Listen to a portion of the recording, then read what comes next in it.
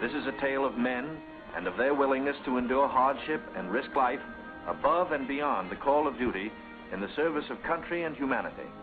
For brevity, rearranged. The President's Cabinet approved the as Secretary of the Navy. James V. Forrestal explains the reasons for the enterprise.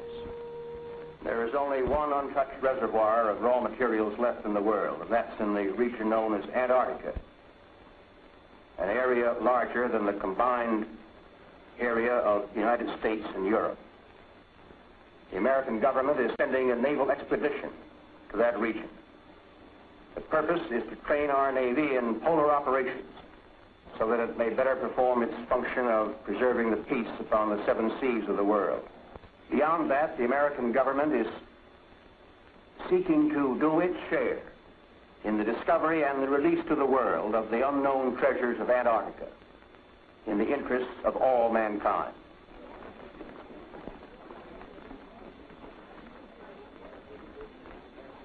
Sums up to this, gentlemen. The Secretary has approved our plans, confirming you, Admiral Byrd, as the officer in charge of the expedition, and you, Admiral Cruzen, as the task force commander. And we get what we need. That makes Operation High Jump the greatest polar expedition in history. Admiral, time is going to be our greatest handicap. By the time we get through this very difficult ice pack, the summer will have ended and the fall will have set in. Never before has anyone attempted to take a fleet of thin-skinned steel ships through 300 miles or more of crushing ice pack. I have great faith in your skill, courage, and determination. And now, gentlemen. Admiral Nimitz reviews the Options plan.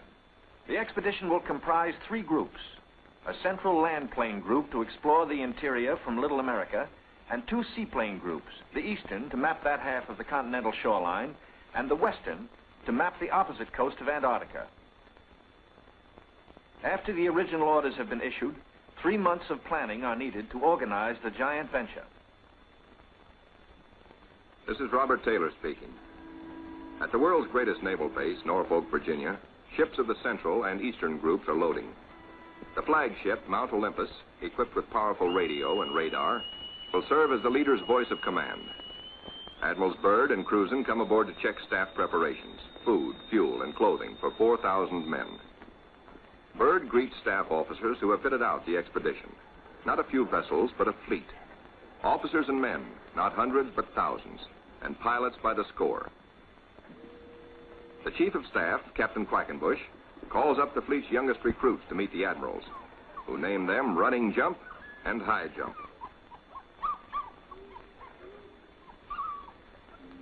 The pups are unimpressed by rank.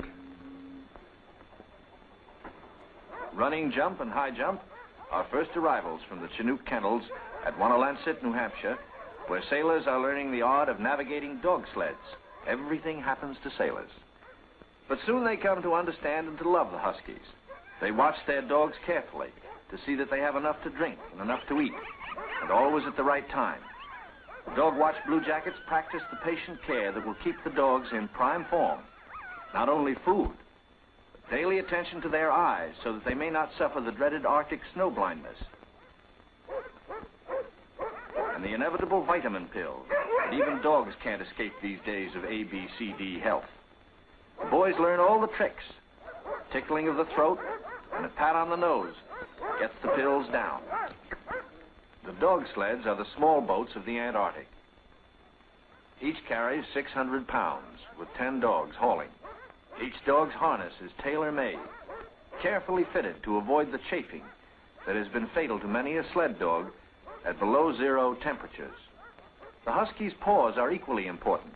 There are canine snowshoes, precisely notched for the pulling claws.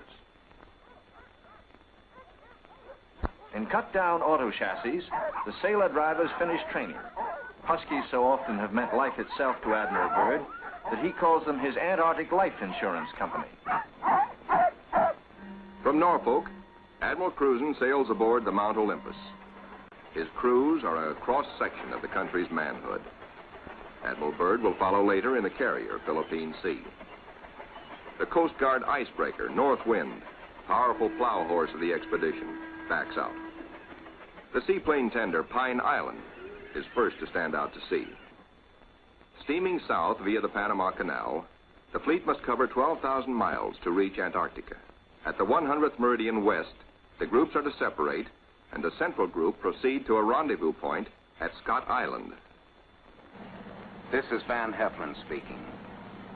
Sailing day at Santiago finds the Western Group helicopters practicing final pinpoint landings on the new deck of the seaplane tender Currituck. They are to serve as eyes of the fleet when it buffets through the pack ice, and when need be, to go on rescue missions.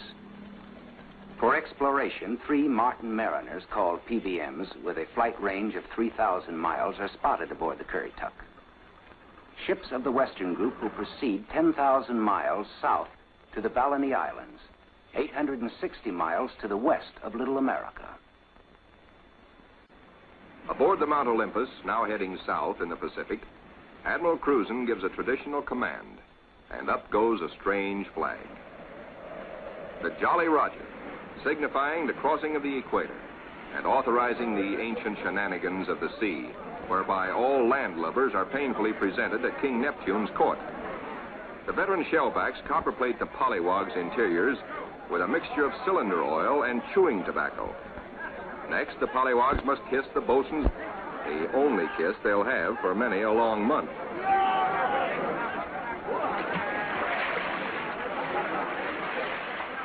They wind up with a dunking and a final whacking to warm them up, officers and men alike. Wearing the whiskers of Neptunus caninus, Ricky, the veteran husky, presides as the pups become doggy shellbacks. The oncoming shadow of the Antarctic intensifies preparations. Bamboo is split for trail marker sticks. These, topped with flags, will form lifelines to guard the men against losing the trail in blinding blizzards. Small details, but vitally important in the wilderness of ice.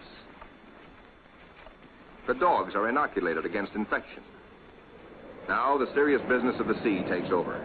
Danger menaces the fleet oiler, Cacapon. She must fuel the fleet now to lighten her cargo of 4 million gallons of oil. If storms strike her, plates may warp, rivets shear, and her back may be broken. And ahead are the dreaded roaring 40s. Deck parties run with hauling lines, bringing over the Cacapon's captain for a conference.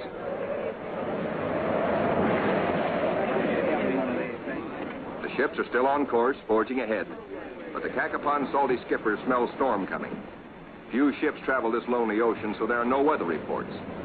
We've got to finish this job fast, he roars, or we'll be caught in a stiff blow. And blow she does.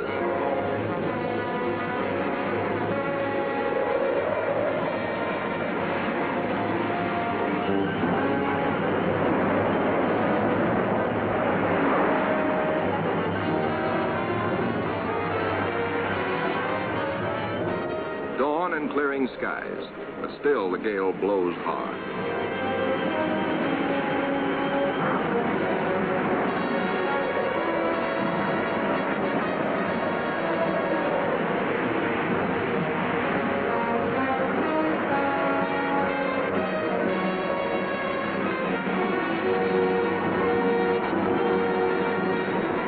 Aboard the seaplane tenders, rolling decks imperil the big seaplanes.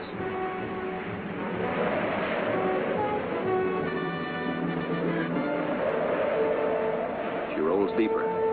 A sudden lurch. The Navy cameraman taking these pictures is thrown, his leg broken. He swings his camera, catches the nose of one plane smashed in, swings aft, spots another plane overboard, sinking in the wake. Lost.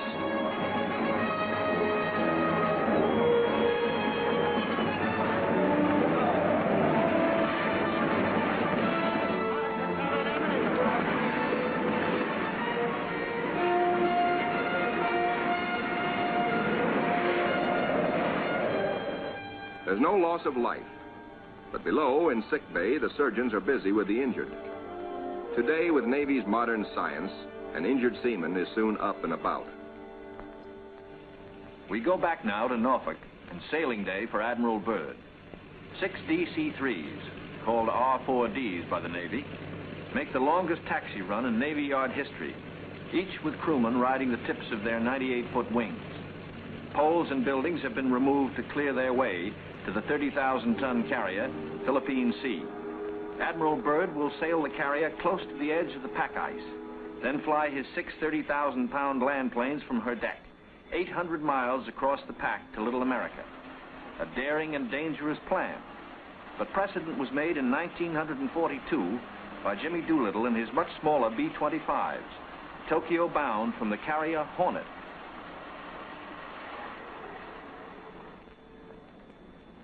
As the Philippine Sea sails on her 10,000-mile voyage, the advance group under Cruzen has voyaged far south. They sight their first icebergs just above the Antarctic Circle. Careful bearings are taken, for the hulls of these ships are no thicker than was the steel skin of the Titanic.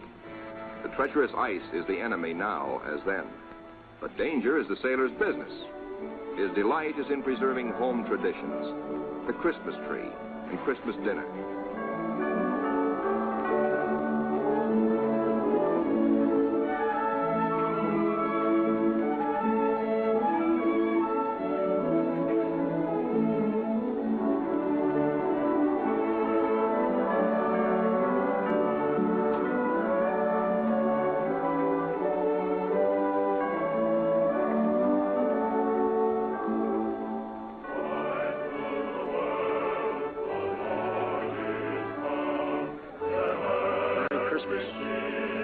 Merry Christmas, sailor. Merry Christmas.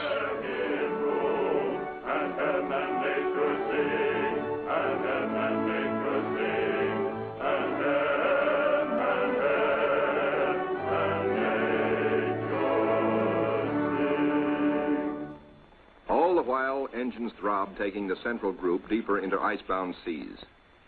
Now, by the far-seeing eye of radar, the bridge learns of land ahead, and Flag Communications passes the word to the fleet. Scott Island dead ahead, all ships rendezvous. 600 critical miles of their 12,000-mile voyage still to go. The ice pack ahead has been the executioner of many gallant ships.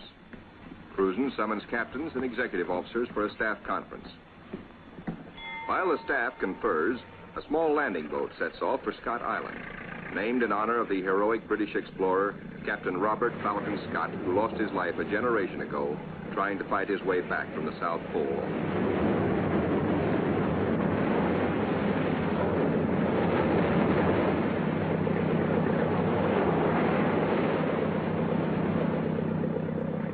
In such surging seas, landing is impossible. The boat heads back for Mount Olympus with serious news. Cruzen must abandon his plan for a weather station here on this rugged submarine mountain. Time presses hard. With his operation officers, Cruzen transfers his flag from Mount Olympus to the Coast Guard icebreaker, North Wind, for she must take the lead, cut the channels. Admiral Cruzen's battle now begins. Through 600 miles of peril, the Admiral must bring his ships to the open Ross Sea, and thus to the Bay of Whales and Little America. Cruzen signals, "Follow me," and sets a careful course past icebergs.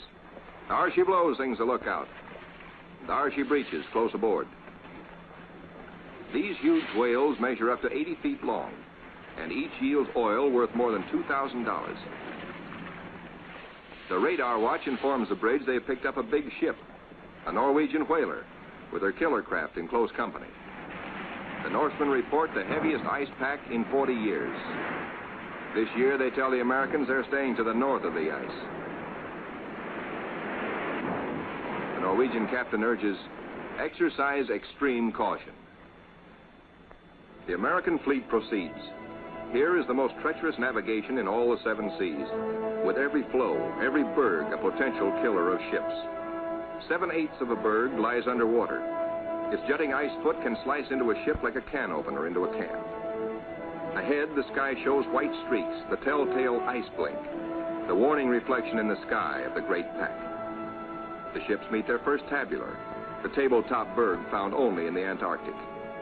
These tabulars are huge chips from the great ice barrier. They measure as long as 40 miles and are counted not in acres, but in square miles. The ships must follow a twisting, turning sea alley, cleared by the icebreaker. The submarine, Senate, brings up the rear. U-formed ice, known from its shape as lily pad ice, offers no trouble. It is the bergy bits and the bergs themselves that form the hazard for the submarine.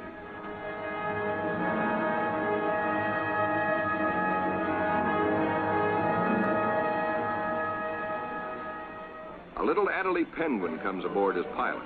It rides the deck for 2 solid days. Navy cameramen find new subjects. A group of emperor penguins feeding in the lead.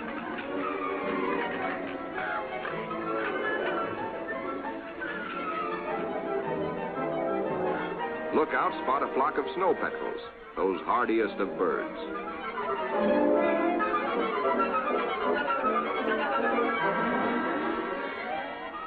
Admiral Cruzen orders reconnaissance by helicopter and himself boards the plane as observer. For the first time, the helicopter serves as the eyes of the fleet to scout out a way through the ice.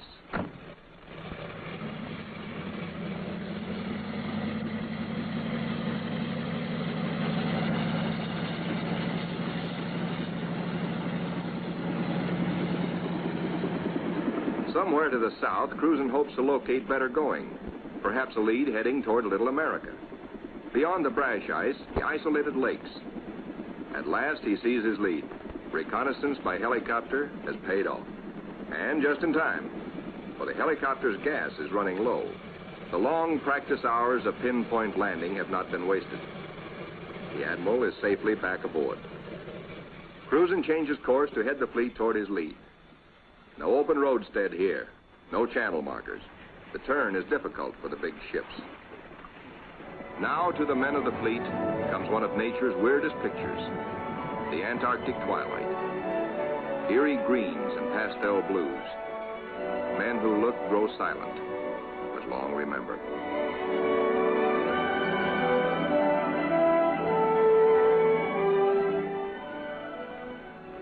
Nor will they forget the dawns and the seals.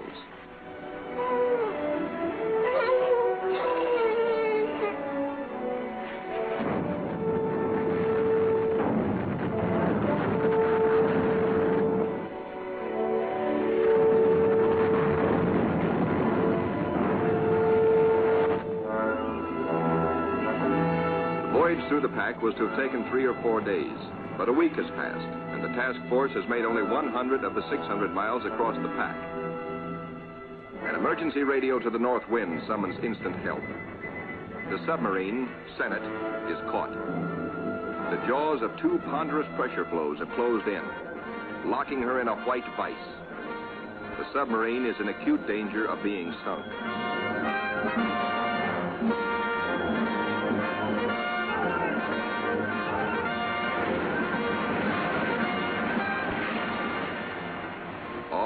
Realize now that the Senate may never get through.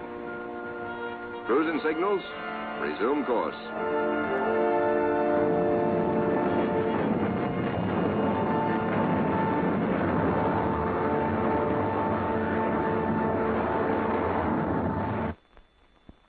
Meanwhile, the Eastern Group has steamed to Peter I Island, 1,250 miles northeast of the main base to be established at Little America.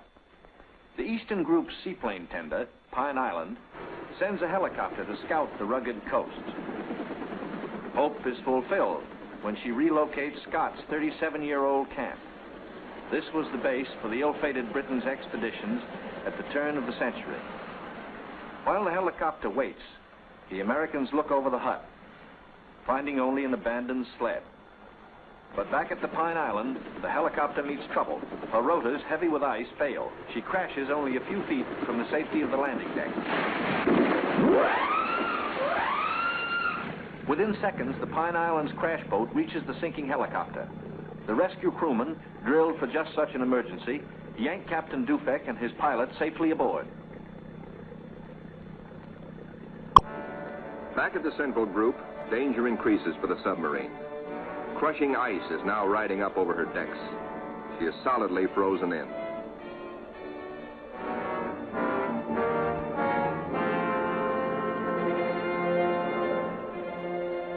The Senate's situation is desperate. Clearly, she cannot undergo further risks. There are 85 men aboard. The ice locking her in is a solid pressure field spotted with bergs. She must be taken back. The North Wind cannot get the fleet through if constantly halted to rescue the submarine.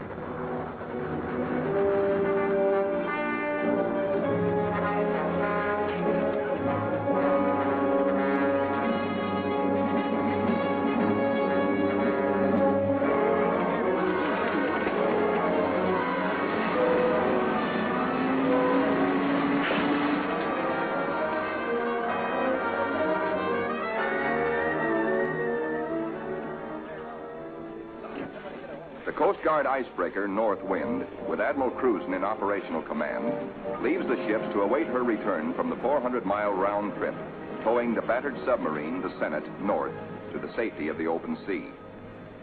1,200 miles to the west, 10 men set out from the western wing of the expedition on a hunt.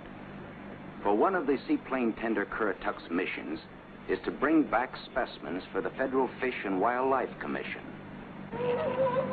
The marine marksmen storm the ice floes. These seals are armed with tiger-like jaws, easily capable of mangling a man's arm or leg. The men risk the slashing jaws of the master bull himself. He's no calf, he fights to kill. Once secured, he finds out for the first time in his life what it's like to be petted. That's not so bad. They total up their catch for the scientists back in Washington. 6 leopards and 1 rare Ross seal. The first Antarctic seal ever to fly through the air with the greatest of ease in a cargo net. 3 days later, disaster presses close to the ships of the Central Group, helpless without the icebreaker. Their 2,000 men are marooned in a frozen sea. Below the water lines, damage control crews labor in icy water to shore up the inward bulging plates. The lives of all hands are at stake.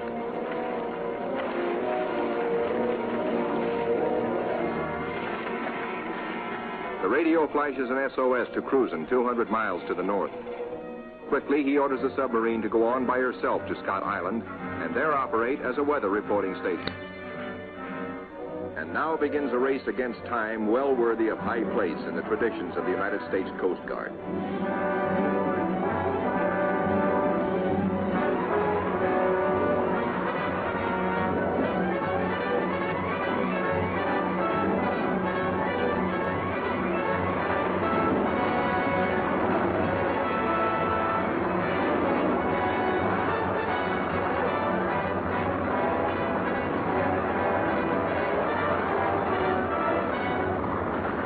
Cruzen receives black news from the flagship, Mount Olympus.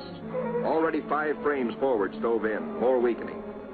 Only the North Wind can bring salvation to the 2,000 men of the stricken fleet.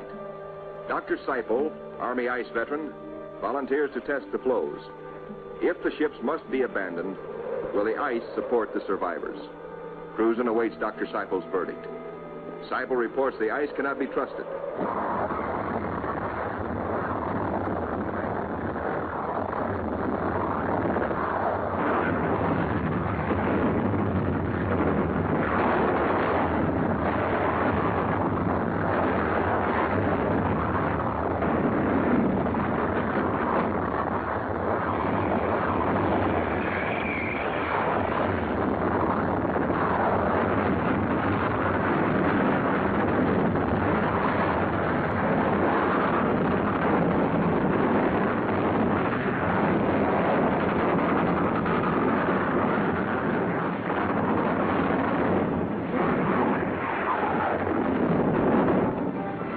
With only 2 miles to go, the icebreaker is hemmed in by ice 20 feet above water, 50 feet below, in an area as great as 100 acres. Hopelessly gripped by the ice, the cargo ship Merrick is now in grave peril.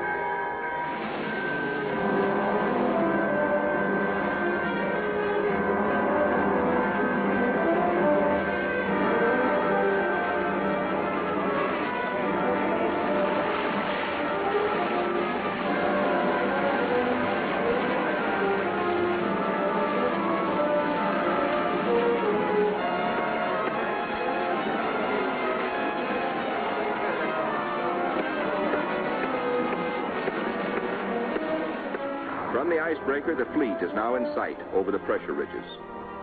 The desperate struggle of the north wind to reach them seems hopeless at times. The icebreaker counts her gain by yards now. Captain Thomas dares passages that normally he would avoid. It's the critical last round, a straight-out slugging match.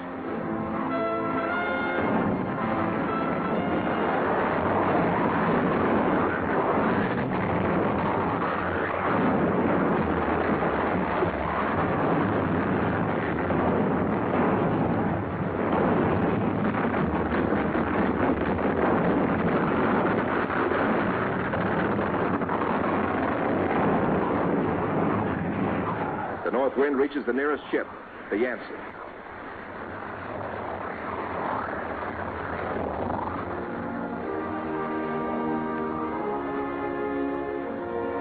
The Coast Guard icebreaker, Northwind, commands the only power operating in the whole frozen fleet. The Yancey and her 500 men are saved. Next, the Merrick, heavy in the water with a hole in her bow below the waterline.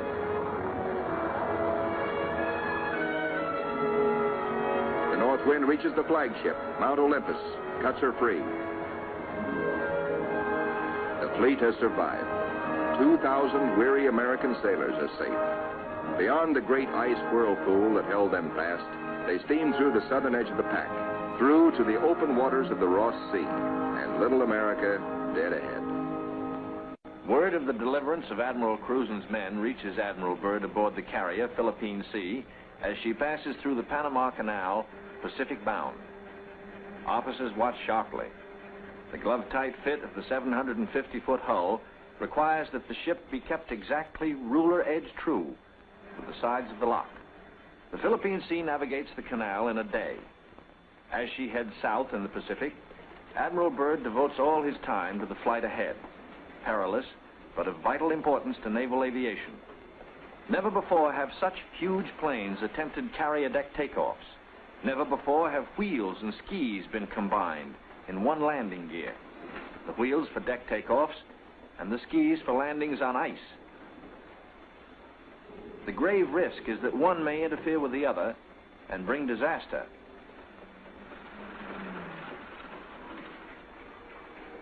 Byrd makes the decision. The wheels will have only a 3-inch clearance between skis and deck. Upon this will depend the lives of 40 men, and he will lead the way. Triumph at last for Admiral Cruzen. The entrance to the Bay of Whales, the famous 400-mile Ross Barrier. The Admiral can now relax. He, an American admiral, has brought a modern fleet for the first time into the innermost waters touching the great unknown continent of Antarctica. This is an historic moment. At long last, Admiral Byrd has realized his dream of many years of reaching little America with men and ships of the United States Navy. Reception committee. Hey, gang, hurry up. Get the big penguins in our bay. Big penguins, bigger than emperors. Big black mountains that move. They walk like us, but not quite the right way.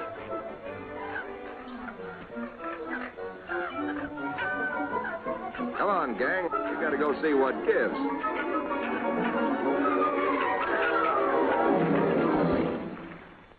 The big penguins and their big black mountains, the ships, are on 24-hour duty, with the first job to secure all mooring lines. Big timbers sunk deep in the ice serve as anchors. They're called dead men in sea parlance, perhaps because they're buried. Slip toggles are rigged for quick release in case ice forces an emergency getaway. Unloading, reconnaissance planes first, next hauling equipment. The Marine Corps weasels, heavy-duty caterpillars, and trucks, 40 in all. Here are no port facilities, but the Navy shows its self-sufficiency as it did throughout the war in operating at sea without bases or with improvised bases. Here are no docks or roads, yet all freight aboard 3 heavily laden ships is hauled 2 miles over the ice up to Little America. Dogs next, a barking, tugging boatload of huskies. And the pups, growing fatter and bigger every day. All are happy with the welcome smell of snow in their nostrils. This is home. This is fun. But this is work, too, for time is short, and the dogs must haul their share of the tonnage. Halt. Trouble ahead. Pressure ridges block the way inland to Little America. Even the largest caterpillars are stalled. The call goes out for dynamite crews, Navy's trained demolition teams, seasoned on enemy beaches. They must blast the 50-foot ridges, clear the way to meet the expedition timetable. The ridges are deep. The blasting takes hours.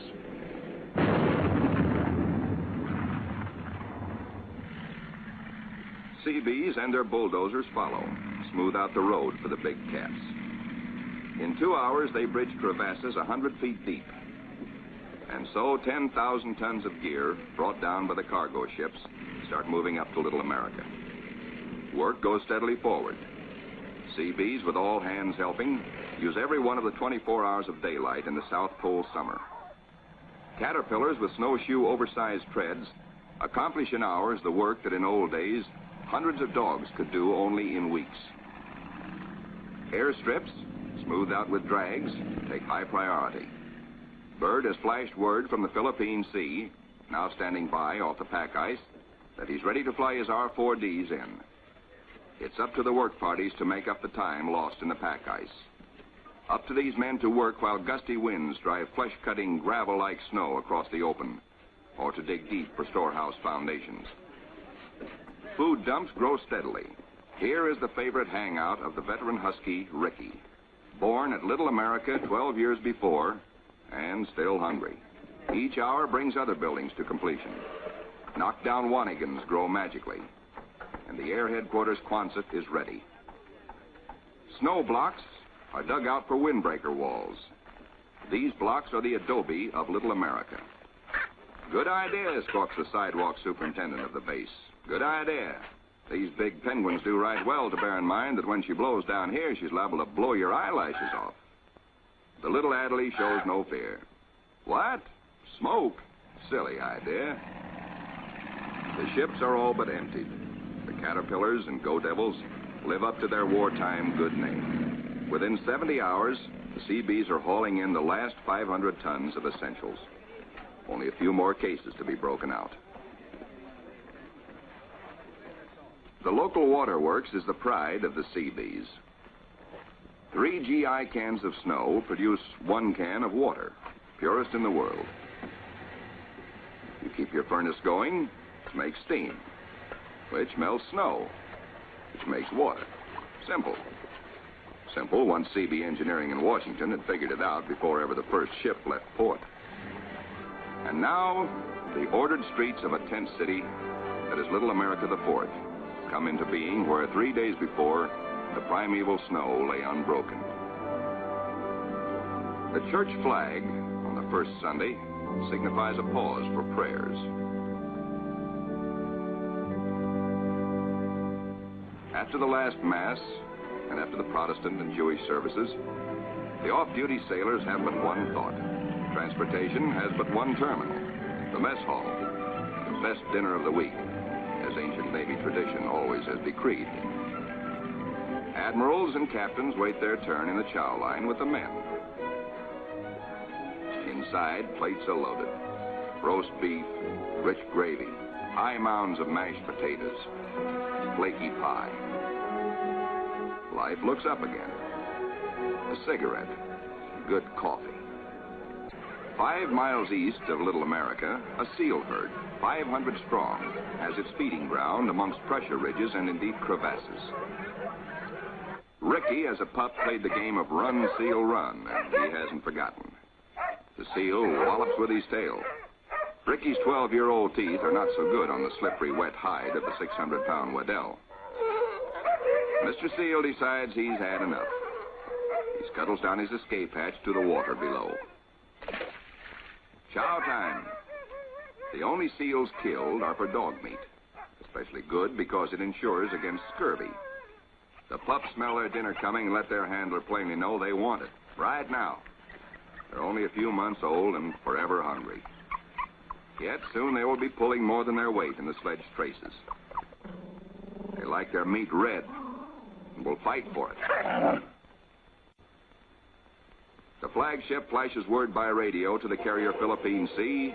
Base ready, weather suitable. On the carrier, 6 planes, triple-checked, are ready for their moment of destiny.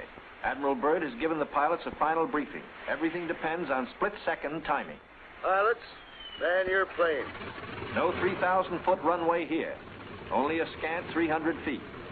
Jet propulsion is their reliance. Crewmen attach jet containers, 4 to a plane.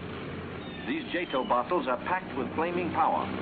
In the critical 10 seconds at takeoff, they give the kick-up of 2 added engines.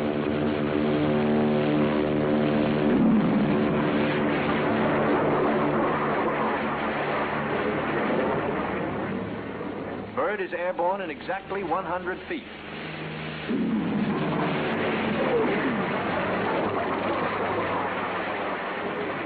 Admiral Byrd and his companion plane will try the 800-mile flight first. The others await his orders. At Little America, cameramen and Admiral Cruzen wait anxiously. There comes Byrd. Cruzen can relax now. Skis work perfectly. The carefully calculated drag of the wheels serves only to shoot up a plume of snow. Byrd greets his son, Dickie Jr. first, here following Dad's footsteps. They watch plane number 2 come in safely. Byrd tells Cruzen, good to be home again. But Cruzen has urgent news. There's a terrific storm brewing, only 10 hours more of safe flying. Byrd radios the carrier. These men are the first ever to fly big planes into the Antarctic. Or on previous expeditions, the planes were freighted in, assembled, and only then were they flown. These Navy and Marine Corps flyers have been bred on stormy going. Their long experience and the Navy's relentless training in all details brings them in and to spare. The blizzard hits, 100 miles an hour, scouring across the sastrugi. In storms such as this, many brave explorers have died.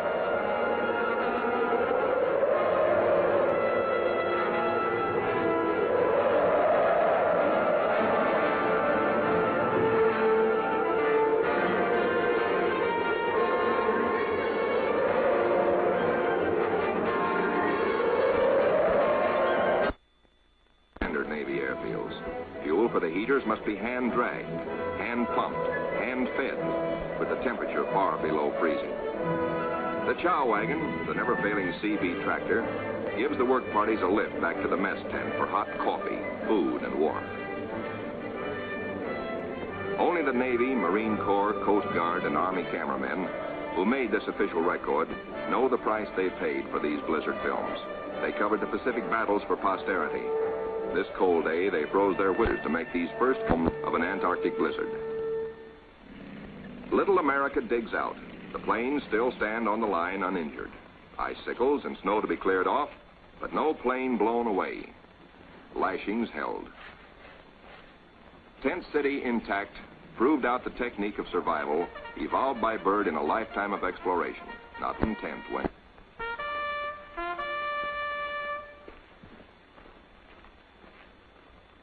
No matter how great the pressure of work, the flag must be raised with a ceremony which is its due.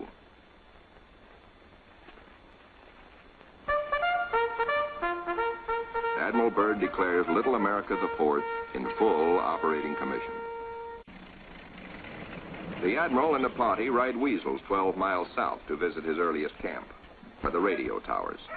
Little America I, now 40 feet under the snows of 17 years. And above it, Little America II, 25 feet under the snows fallen since 1935. Captain Boyd, United States Marine Corps, ties on a safety line. While Admiral Byrd and 3 veterans of his previous expeditions watch, Boyd inches his carcass down the old ventilating hatch. It stood 20 feet in the air when it was put up 12 years before. He pokes a stick up as a marker for the main hatch. Now all hands, the Admiral included, will have a chance to go look-see. Below, the old-timers find a lantern that lights at once, and all manner of other gear. For here in Antarctica, there is no decay, no rust, no dust, not even germs. Fruits, vegetables, meats, all good after 17 years. Small wonder Byrd preaches that one day Antarctica may be the world's storehouse to keep the 7 years surplus for the 7 lean years. Byrd, bringing with him the old corn cob he'd forgotten in 1930, comes up last. He meets heavy going, but he makes it the hard way and seems to like it. Aboard the Mount Olympus, the Navy tries out one of the most important experiments assigned the expedition. Can men survive in freezing water? Men from Mars, members of a special underwater demolition team, wear the new cold water rubber survival suit. In contrast to these skylarking youngsters eating ice cream in the ice, men in ordinary clothing are paralyzed in 6 minutes and die very quickly thereafter. Yet these sailors, wearing only underwear beneath their survival suits, stay in half an hour and come up chipper and warm. On the sunny afterdeck of the Mount Olympus, the expedition's prize penguin catch, the big emperors, are living the life of penguin Rileys. They grow 4 feet tall, weigh up to 80 pounds, and are the only creatures who live throughout the year on Antarctica. Eons ago, they flew. In time, their wings evolved into swimming fins. Their deep feathers are the warmest known. Their feet, thick leather-like pads. On these, they lay their single egg and tuck it up within the body feathers for warmth, to hatch it. In captivity, they must have their vitamins. Keeping them alive for the return voyage is quite a problem, for their bloodstreams have no germ resistance. Their necks are ball-bearing. Strangely enough, the smaller captive penguins prefer their fish fillet. They won't eat live fish out of a pail. The rockhopper penguins are the clowns of the Antarctic, 20 inches high, cocky yellow eyebrows, sassy, and forever hungry. As the men find out, they'll eat their weight in fish every 3 days. The gathering of scientific data ranks high in expedition plans. Admiral Byrd says goodbye and good luck to an over-ice expedition which is to probe deep into the Rockefeller Mountains 300 miles southeast. 2 LVTs hauling supply sledges strike out into the white darkness, their mileage checked by bicycle wheel counters astern. In the mountain rocks, they will seek minerals and ancient petrified vegetation. Hourly, they will record important aerological data. But exploration by plane has priority 1. 1.5 million square miles are to be explored and mapped, and the oncoming winter soon will end flying weather. The wheels come off, for both takeoffs and landings on the ice must be made by skis alone, delicately balanced to feather in the wind, yet strong to stand the shattering shock of landings. Organized exploration on a scale hitherto undreamed of calls for precision timing. Each plane is serviced on exact schedule with 1,200 gallons of high-test gas and with preheated oil tested to function at 80 below. A pressure tank, especially designed for operations in deep cold, pumps the oil into the planes.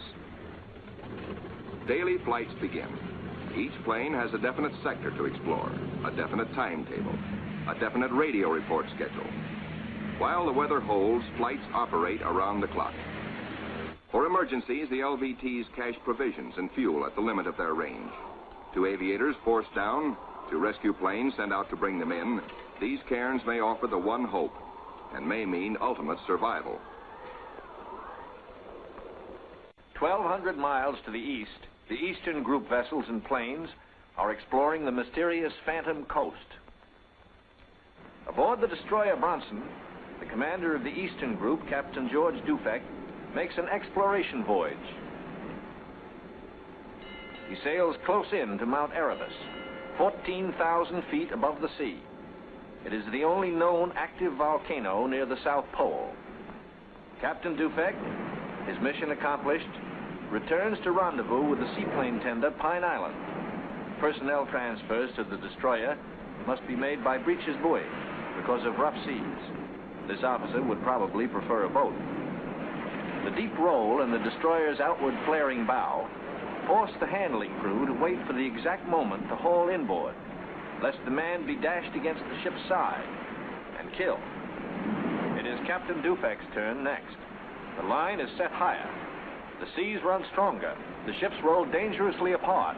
The line slacks, then snaps taut and breaks.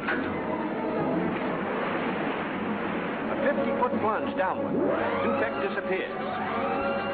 Away, lifeboat! Men jump to stations. Lower away. Hurry, hurry. 8 minutes in this icy water means death. Speed is the only hope. The boat sheers clear. heads out fast to the rescue. Captain Dufek reappears. He has managed to inflate his life jacket.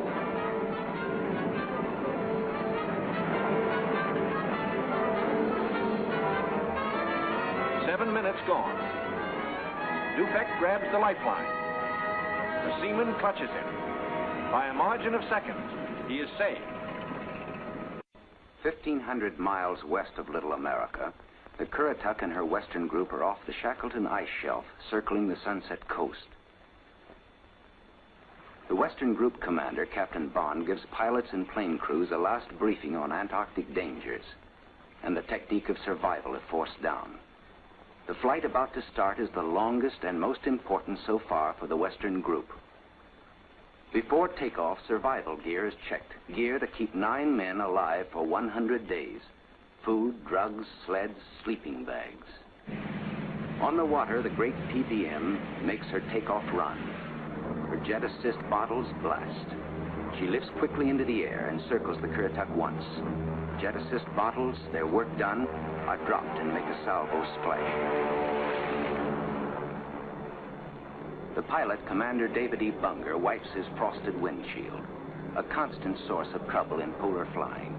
He is over the Shackleton ice shelf, named for the great English explorer who kept returning to the Antarctic until death, so often escaped, kept its rendezvous with him.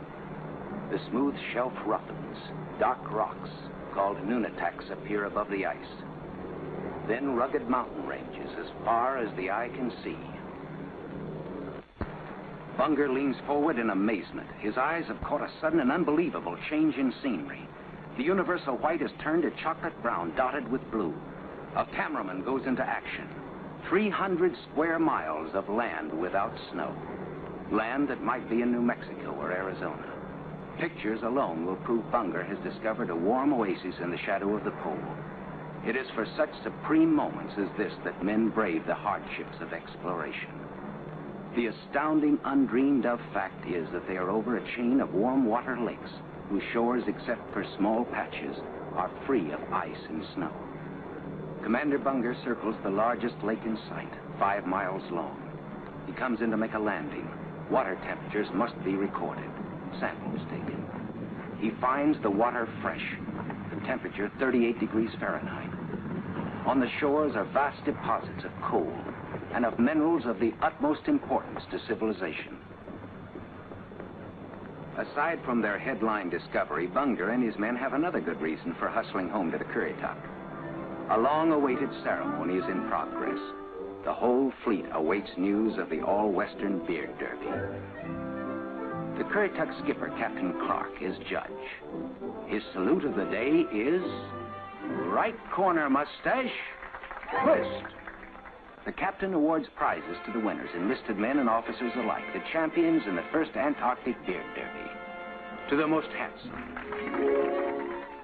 for the bushiest, to the officer who tried the hardest, to the neatest, to the most unique, to the red all-Currituckian, and to the one with the most sex appeal. At Little America, a warning sounds. The fleet is in sudden danger. It is being frozen in. It may be locked within the Bay of Whales. Here is the treacherous foe. If caught, the ships will be wedged against the barrier, crushed. Here will be the graveyard of the fleet.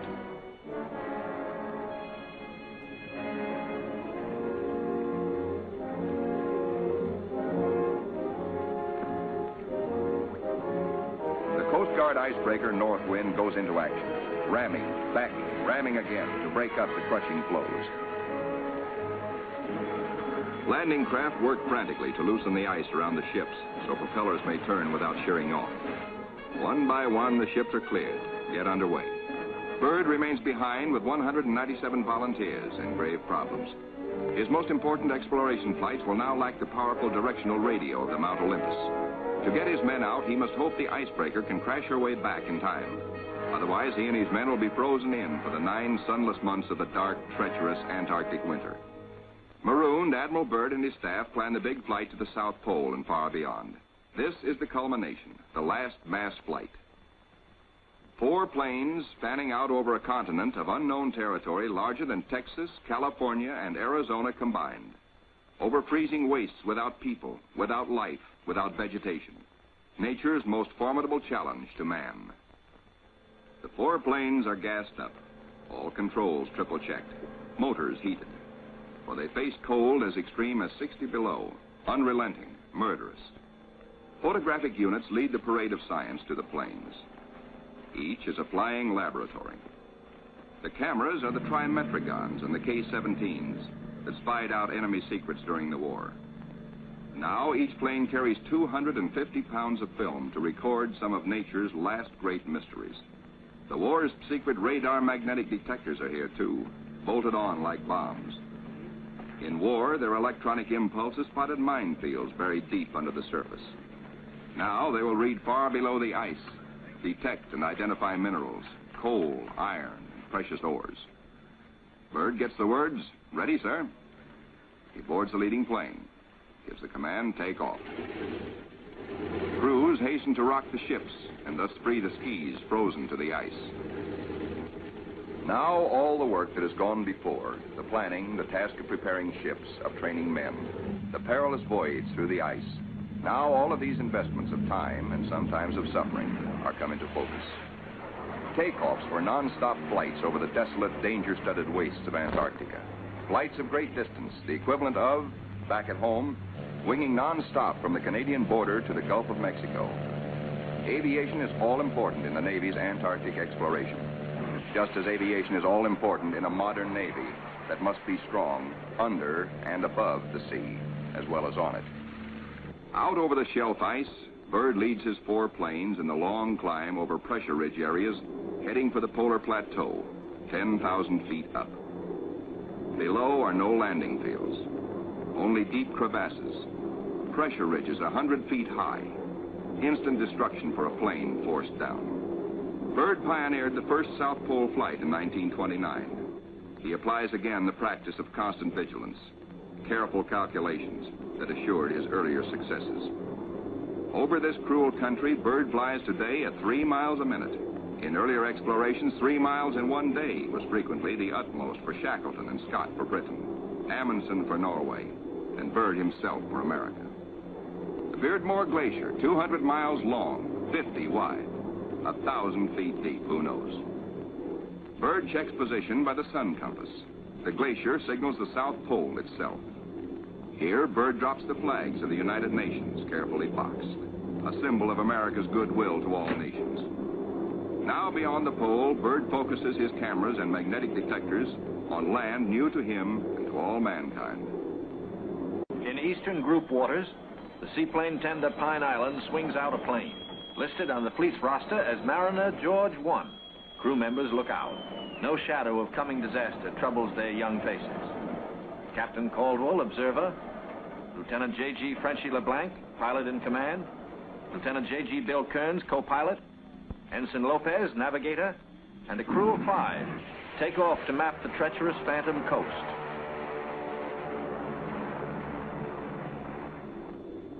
Byrd's planes, deep into the unknown, are the eyes of civilization, recording, evaluating, mapping.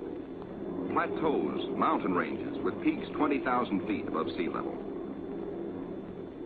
The Trimetragon lenses, clicking overlapping exposures every 3 seconds, photograph from horizon to horizon. Coal, a mountain of coal.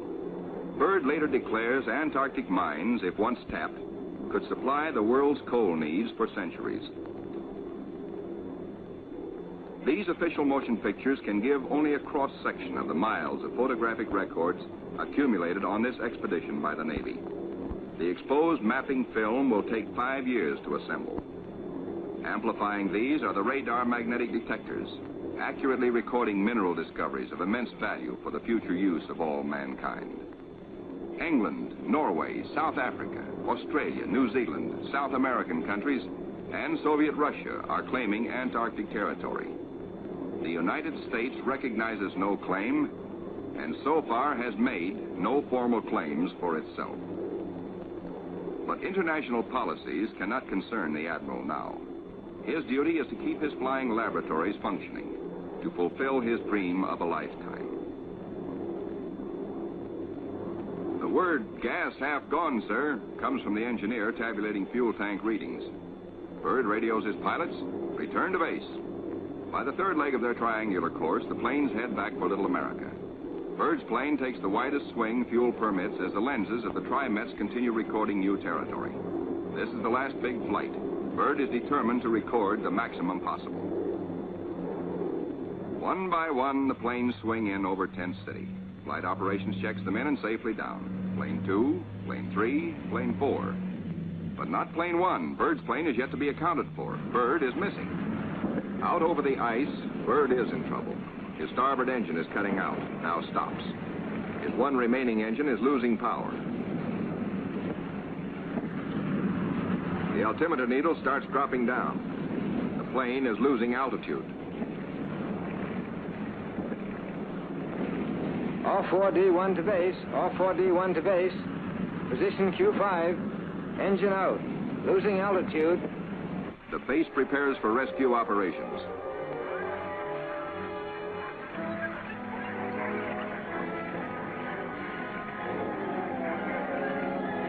Handicapped by the partial power of one engine, the plane is in jeopardy. Down she drops. The needle drops from 3,000 feet downward, threatening peaks around. A further drop might mean a crash. Only one hope, reduce the load, lighten her at once. Maybe that way, maybe if enough weight goes, maybe she will hold. Already the mountains are above. She is deep in the valley, deep in the shadow of disaster. The needle drops downward from 1,700 feet. Jettison all gear.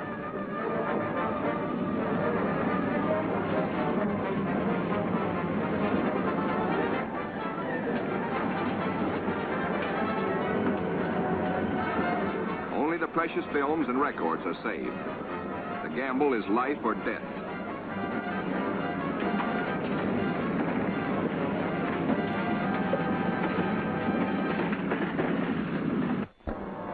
The altimeter levels off at around 900 feet. Slowly, she starts to climb. She is gaining altitude. The pilot signals 4-0. 3 hours later, at the base, the crippled plane comes into sight. Men peer closely, tense, hushed, as they see the starboard prop dead. A one-engine landing is tricky at best. With skis, on ice, hold your fingers crossed for the pilot.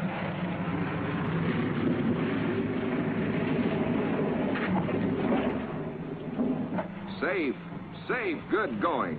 The greatest exploration flight of all history has ended in success. The flight beyond the South Pole. The flight beyond imagination. But over the Pine Island with the Eastern Group is the shadow of tragedy. Captain Dufek flashes the word by radio. To Eastern Task Group. From Task Group Commander, Mariner George 1 overdue. This group commence standard search and rescue operations immediately. Grim men with grave news from Captain Dufek. No time now for jubilation over his own escape. No mood for rejoicing. Byrd knows better than any man the tragic import of the message. In the freezing danger of the Antarctic, seconds are hours. Minutes are days. Every resource of the expedition must be mobilized instantly. All planes must take the air. All men stand alert for emergency duty. Over the ice pack, above the open sea, across the barrier. Mariner George 1 is down with men. No radio signals coming through. That means a crash. Search, search, search. Wherever the plane is, it must be found. For maddening, anxious days, fog shrouds the area where the accident most likely took place. Men are frantic, yet daily at their own request, at their urging, in fact, the crew of the Pine Island gathers for prayer service. On the 13th day, the weather breaks clear. Dufek sends another PBM into the area heretofore shrouded in fog. At last, in clear visibility, the pilots and men scan water and pack ice along the Phantom coast. Wherever they are, the 9 men of the George 1 have been lost almost 2 weeks. Hope is thin. 5 hours out, Commander Howell, the pilot, spots smoke. A signal fire. Some are alive down there. How badly hurt? How many live? The George 1 smashed. The wreckage scattered, some of it burned, and a message on the wing. Lopez, Henderson, Williams, dead. No seaplane can land on the ice. Can the survivors reach open water? Howell must drop a message. We'll land Barrier's Edge 10 miles north. We'll drop flags to mark trail. If you can walk it, form circle. If not, form line. Howell knows the gravity of the decision Captain Caldwell must reach. But if the men can walk, a day may be saved. A precious day for the injured. Howell flashes the news. Captain Dufek gets the word and gives it to the Pine Island by loudspeaker. Attention all hands. This is the task group commander speaking. Mariner George 1 has been sighted. Rescue operations are in progress. Howell circles his PBM over the wreckage. He watches for his answer. The huddle of men breaks apart. They've reached a decision. It's a circle. They'll try the 10-mile trek to board the PBM at the water's edge. Howell's crew have the relief gear ready now for the men below. Cargo chutes float the heavy packages down. First aid boxes, rations, skis, blankets. For men hungry, cold, hurt, and losing hope, the chutes are as lovely as shining stars. Symbols of life restored, of return to families who've been waiting and praying. Now to mark the trail. The PBM's crew have hundreds of flags, each weighted to land and stay upright. If fog should again close in on this desolate coast, there must be no second disaster, no wandering from the road to rescue. The survivors follow the trail markers. 5 able to walk, 1 on a sled, 10 miles to go. These men are marching out of the shadow of death into the sunshine of life. Aboard the rescue plane, ready to leave the barrier edge, the survivors, 6 thankful men, jerk out their story in bits and flashes. How Henderson, Lopez, and Williams died in the crash and explosion when they smashed up in milk bowl visibility. How they found scattered cans of food, a stove, and fuel to keep it going, and 1 tube of sulfur tablets, just enough to keep Frenchy LeBlanc, their gravely injured pilot, barely alive. Proudly, they tell how Captain Caldwell consulted them all in dividing their little food, how he kept watch, inspired their faith, and how they prayed as men always do when there is no other hope but prayer. Bill Kearns, co-pilot, grins hello. First off is Frenchy LeBlanc. Corpsmen carry him tenderly in a Stoke stretcher. Moore and Robbins pulled him out of the blazing nose of the plane, but his back, hands, and face suffered third-degree burns, and in the Gethsemane of waiting for rescue, both legs were frozen to the knees. Amputation is inevitable, but he will live. The ship's company of the Pine Island greets their skipper, Captain Caldwell, observer on the flight.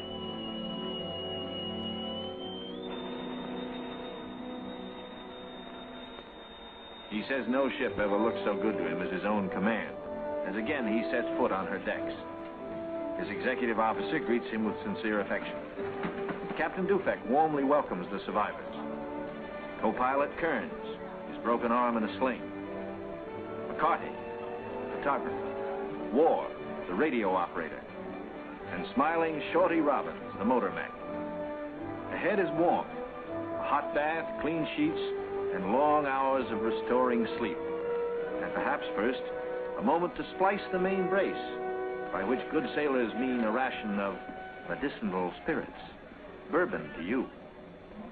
Later in sick bay, all but Frenchy and Captain Caldwell enjoy their first full meal in 2 weeks.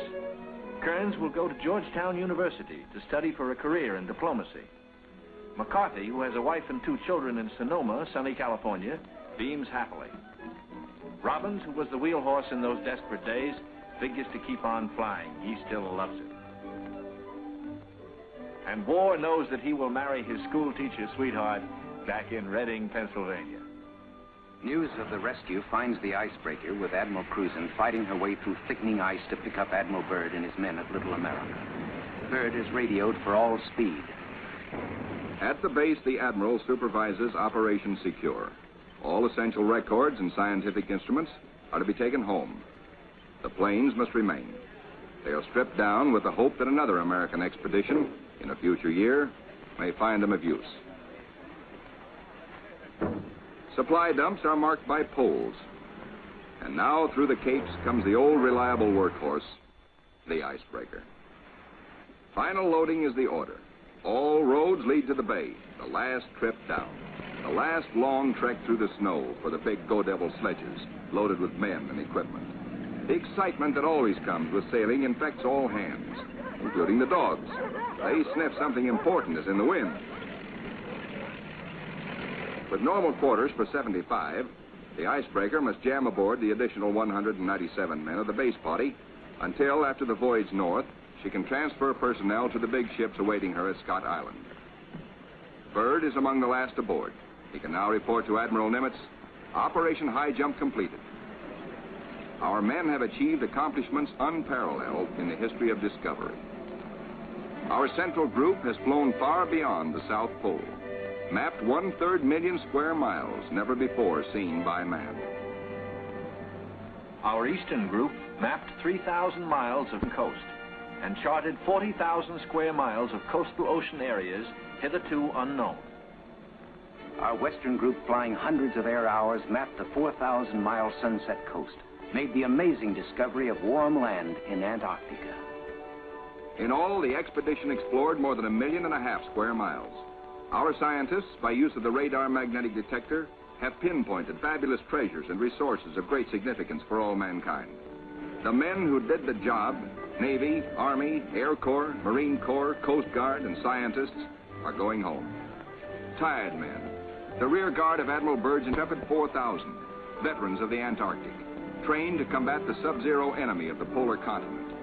They're going home to their mothers, sweethearts, wives, children, strong in the knowledge that they have met the Antarctic's heaviest battalions and conquered them. This is to be their lifelong reward, this knowledge and the Navy's highest commendation. Well done.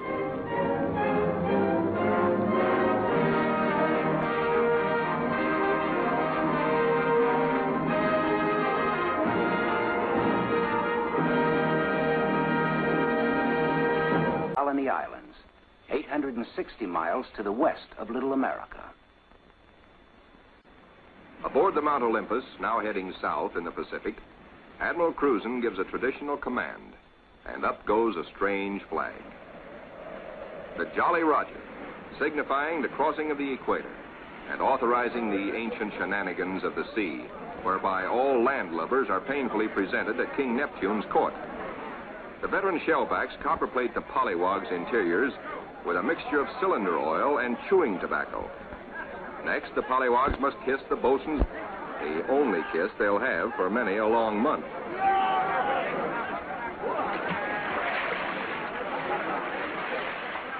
They wind up with a dunking and a final whacking to warm them up, officers and men alike. Wearing the whiskers of Neptunus caninus, Ricky, the veteran husky, presides as the pups become doggy shellbacks. The oncoming shadow of the Antarctic intensifies preparations. Bamboo is split for trail marker sticks. These, topped with flags, will form lifelines to guard the men against losing the trail in blinding blizzards. Small details, but vitally important in the wilderness of ice. The dogs are inoculated against infection. Now the serious business of the sea takes over. Danger menaces the fleet. Admiral, time is going to be our greatest handicap. By the time we get through this very difficult ice pack, the summer will have ended and the fall will have set in. Never before has anyone attempted to take a fleet of thin-skinned steel ships through 300 miles or more of crushing ice pack. I have great faith in your skill, courage, and determination. And now, gentlemen. Admiral Nimitz reviews the Optim's plan. The expedition will comprise 3 groups: a central land plane group to explore the interior from Little America, and 2 seaplane groups, the eastern to map that half of the continental shoreline, and the western to map the opposite coast of Antarctica. After the original orders have been issued, 3 months of planning are needed to organize the giant venture. This is Robert Taylor speaking. At the world's greatest naval base, Norfolk, Virginia, ships of the Central and Eastern groups are loading. The flagship, Mount Olympus, equipped with powerful radio and radar, will serve as the leader's voice of command. Admirals Byrd and Cruzen come aboard to check staff preparations, food, fuel, and clothing for 4,000 men. Byrd greets staff officers who have fitted out the expedition. Not a few vessels, but a fleet. Officers and men, not hundreds, but thousands, and pilots by the score. The Chief of Staff, Captain Quackenbush, calls up the fleet's youngest recruits to meet the admirals, who name them Running Jump and High Jump.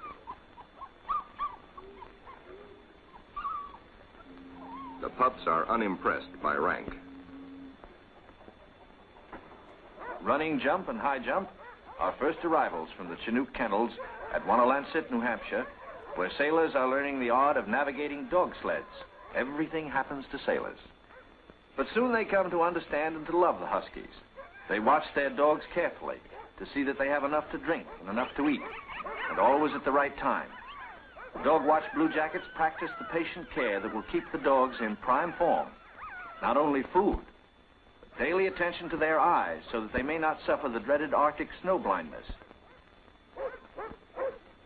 And the inevitable vitamin pills that even dogs can't escape these days of ABCD health. The boys learn all the tricks. Tickling of the throat and a pat on the nose gets the pills down. The dog sleds are the small boats of the Antarctic. Each carries 600 pounds, with 10 dogs hauling. Each dog's harness is tailor-made, carefully fitted to avoid the chafing that has been fatal to many a sled dog at below zero temperatures. The Husky's paws are equally important. There are canine snowshoes, precisely notched for the pulling claws. In cut-down auto chassis, the sailor drivers finish training. Huskies so often have meant life itself to Admiral Byrd that he calls them his Antarctic Life Insurance Company. From Norfolk, Admiral Cruzen sails aboard the Mount Olympus. His crews are a cross-section of the country's manhood. Admiral Byrd will follow later in the carrier, Philippine Sea. The Coast Guard icebreaker, North Wind, powerful plow horse of the expedition, backs out. The seaplane tender, Pine Island, is first to stand out to sea. Steaming south via the Panama Canal, the fleet must cover 12,000 miles to reach Antarctica. At the 100th meridian west, the groups are to separate, and the central group proceed to a rendezvous point at Scott Island. This is Van Heflin speaking. Sailing day at Santiago finds the Western Group helicopters practicing final pinpoint landings on the new deck of the seaplane tender Currituck. They are to serve as eyes of the fleet when it buffets through the pack ice, and when need be, to go on rescue missions. For exploration, 3 Martin Mariners, called PBMs, with a flight range of 3,000 miles, are spotted aboard the Currituck. Ships of the Western Group will proceed 10,000 miles south to the This is a tale of men and of their willingness to endure hardship and risk life above and beyond the call of duty in the service of country and humanity. For brevity, rearranged. The President's Cabinet approved the as Secretary of the Navy. James V. Forrestal explains the reasons for the enterprise. There is only one untouched reservoir of raw materials left in the world, and that's in the region known as Antarctica, an area larger than the combined area of the United States and Europe. The American government is sending a naval expedition to that region. The purpose is to train our Navy in polar operations so that it may better perform its function of preserving the peace upon the 7 seas of the world. Beyond that, the American government is seeking to do its share in the discovery and the release to the world of the unknown treasures of Antarctica in the interests of all mankind.